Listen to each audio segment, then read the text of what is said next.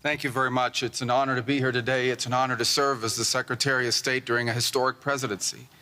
And it's a historic presidency because the President of the United States, Donald J. Trump, is someone who is not limited by what others say is possible or what others say is impossible.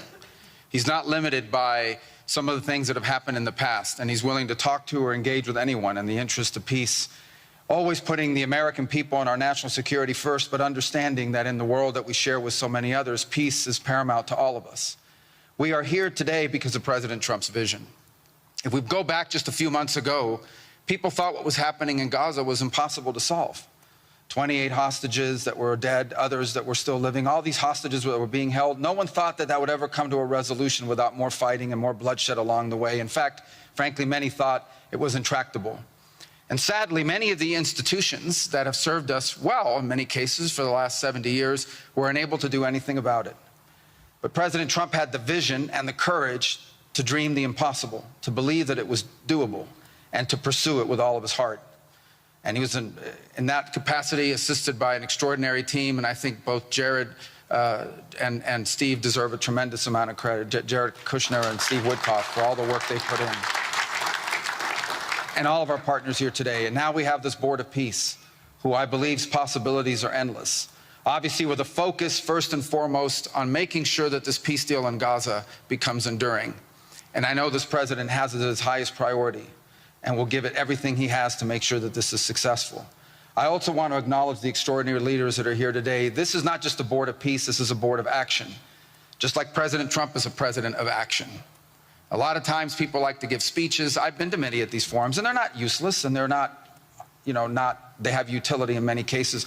But oftentimes in international affairs, we often find ourselves at events where people are reading these scripted statements, these strongly worded letters that they put out, but no action, nothing happens.